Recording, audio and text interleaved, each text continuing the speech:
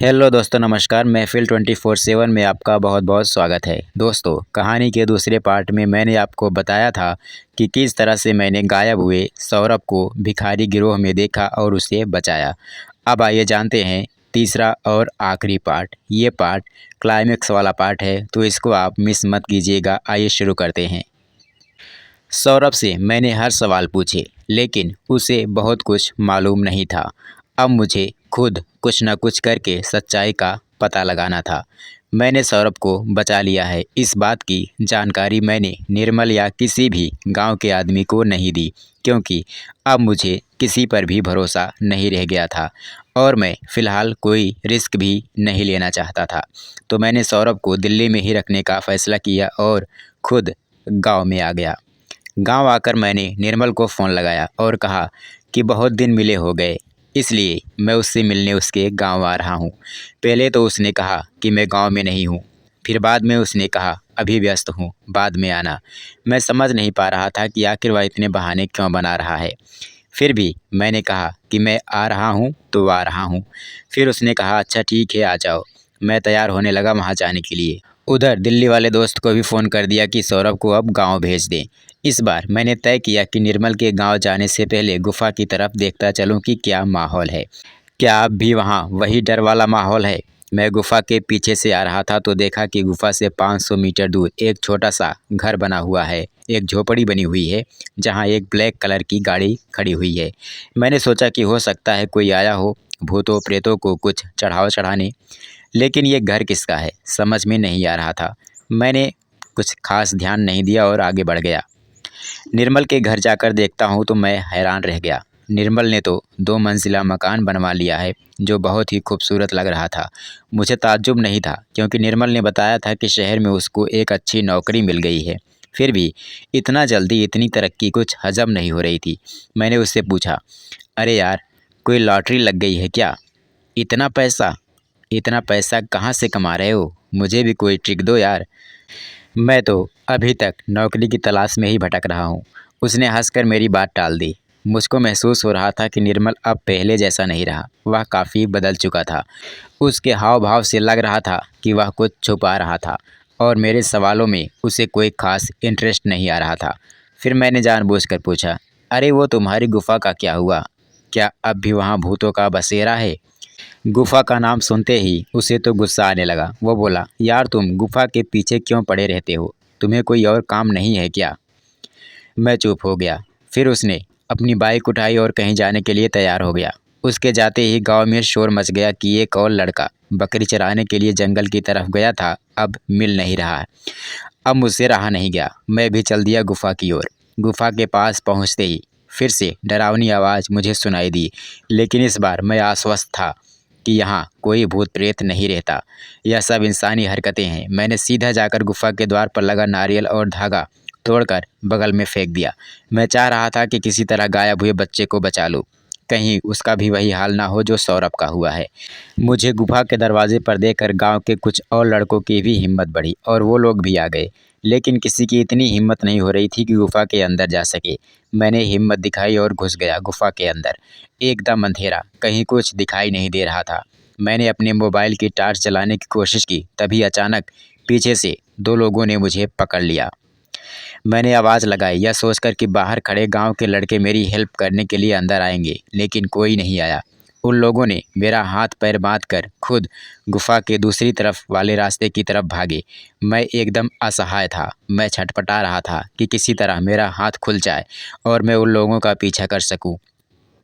काफ़ी मशक्क़त के बाद मेरा एक हाथ खुला और फिर मैंने अपने पैर खोले और गुफा की दूसरी तरफ दौड़ा, लेकिन अब तक वो लोग जा चुके थे।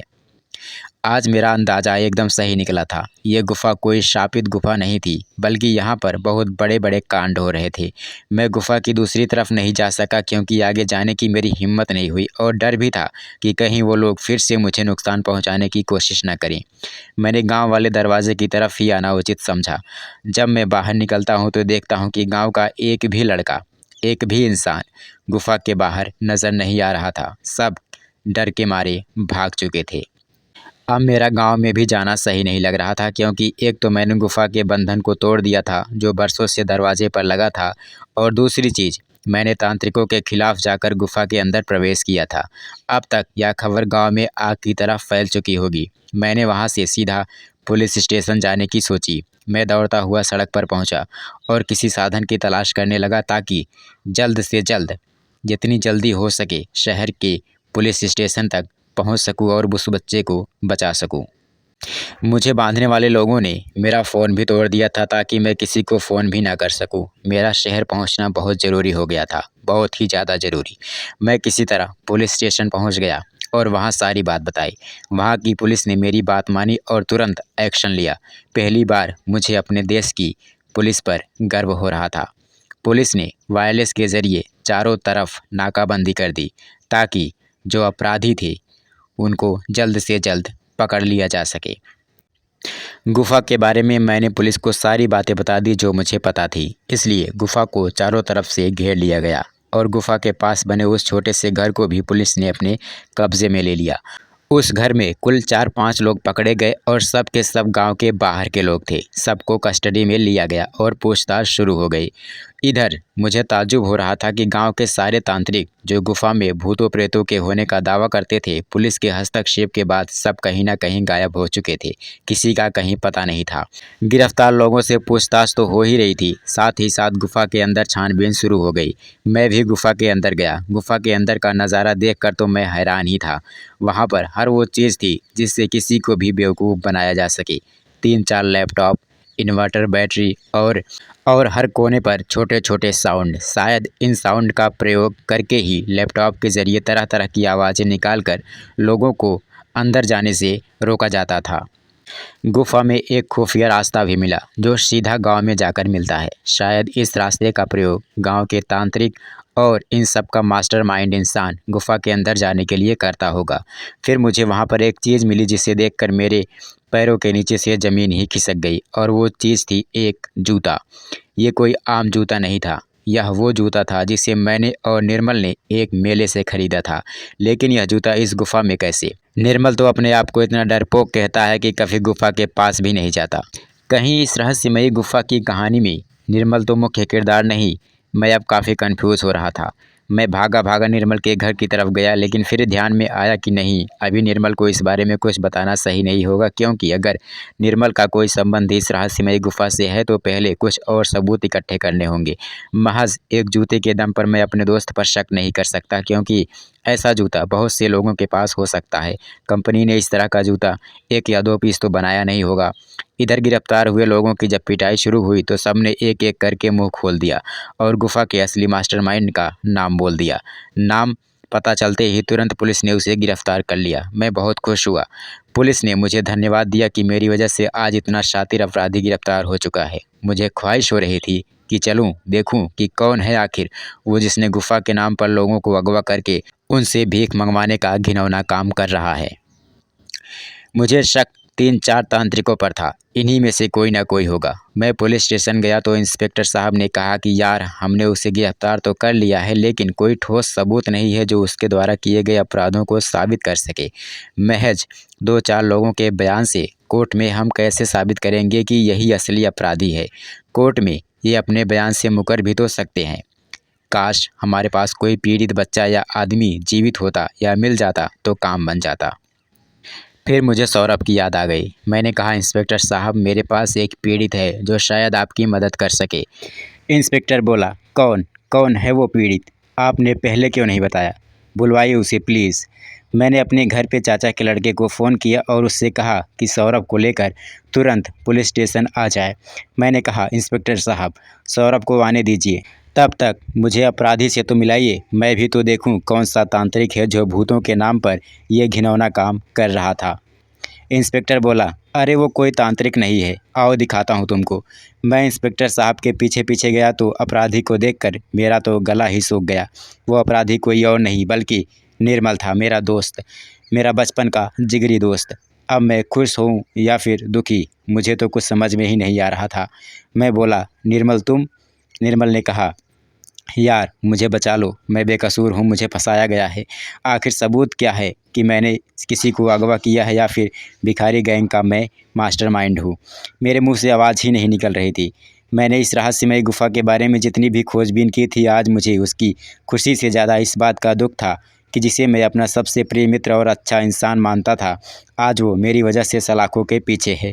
निर्मल अपराधी है या नहीं, अभी इस बात का फैसला होना बाकी था, लेकिन पता नहीं क्यों मेरा दिल बैठा जा रहा था। मैं वहीं पास में रखी एक बेंच पर बैठ गया। ऐसा लग रहा था जैसे मेरे हाथों पैरों में अब जान ही नहीं बाकी है। 1 घंटा बीत गया। निर्मल सलाखों के उस पार और मैं इस पार। दोनों की आंखों से आंसू बिना रुके बहे जा रहे थे। मेरा दिल सोच-सोच कर फटा जा रहा था कि निर्मल की माँ को मैं क्या जवाब दूँगा, जो निर्मल से भी ज़्यादा मुझे प्यार करती थी। निर्मल के पापा को कैसे कहूँगा कि मेरी वजह से निर्मल अब जेल में है और शायद ही अब वह कभी बाहर आ सके, क्योंकि गाँव से गायब हुए लोगों का सारा इल्ज़ाम उस पर पूरी तरह से उसी पर थोप दिया गया है। हाय मेरा निर्मल, ये तूने क्या किया? एक बार तो मेरे मन में आया कि चाचा के लड़के को रोक दूं, वो सौरभ को लेकर ही ना आए। जब सौरभ ही नहीं आएगा तो निर्मल के खिलाफ सबूत पर्याप्त नहीं होंगे और हो सकता है कि वह छूट जाए। फिर मेरे दिल में आया कि नहीं, मैं जज्बात में बह रहा हूँ और जज्बात में बहकर मैं सौरभ के साथ हुई नाइंसाफ़ी और ज़्यादती को कैसे इग्नोर कर सकता हूँ। सौरभ को आने दो। अगर निर्मल अपराधी साबित हुआ तो भी मुझे अपने आप को मजबूत बनाकर रखना है और इंसाफ के लिए हमेशा डटे रहना है। इतने में मेरे चाचा का लड़का सौरभ को लेकर आ गया। सौरभ को देखते ही निर्मल के तो होश ही उड़ गए। उसकी आंखें फटी की फटी रह गई। शायद उसे ताज्जुब हो रहा था कि सौरभ यहाँ कैसे आ गया। निर्मल के अलावा गिरफ्तार हुए चारों अपराधियों को देखकर सौरभ ने कन्फर्म कर दिया कि इन्हीं लोगों ने मिलकर उसे अगवा किया था और यह भी बताया कि गुफा के खुफिया रास्ते से निर्मल तांत्रिक गुरु ही उसे गुफा के अंदर ले गए थे। अब मेरा दोस्त निर्मल फंस चुका था।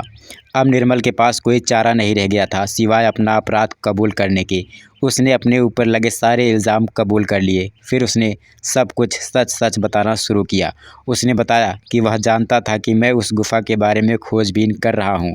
इसीलिए जब मैं पहली बार गुफ़ा के पास गया था तो उसने मेरा पीछा किया और गुफ़ा के खुफिया रास्ते से गुफ़ा के अंदर जाकर मेरा नाम लेकर गुफ़ा के अंदर बुलाने की कोशिश की, ताकि मैं डर जाऊं और मान लूं कि गुफा के अंदर भूतों प्रेतों का साया रहता है।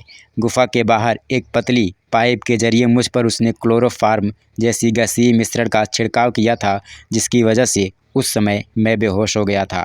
उसके बाद वह मुझे उठाकर अपने घर लाया था और अपने तांत्रिक गुरुओं की सहायता से मुझे यकीन दिलाने की कोशिश की थी कि उस गुफा में भूत प्रेत रहते हैं और वो गुफा एक तरह से श्रापित है। जब मैंने उससे पूछा कि तुमने भिखारी गिरोह क्यों ज्वाइन किया, क्योंकि तुम्हें तो शहर में अच्छी खासी नौकरी मिल गई थी, तो उसने बताया कि ऐसा कुछ नहीं था।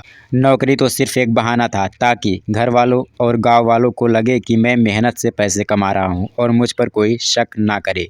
वरना आजकल अगर इंसान के पास थोड़ा सा भी पैसा आ जाता है तो लोग खोजबीन करना शुरू कर देते हैं कि इसके पास आखिर इतना सारा धन कहाँ से आ रहा है।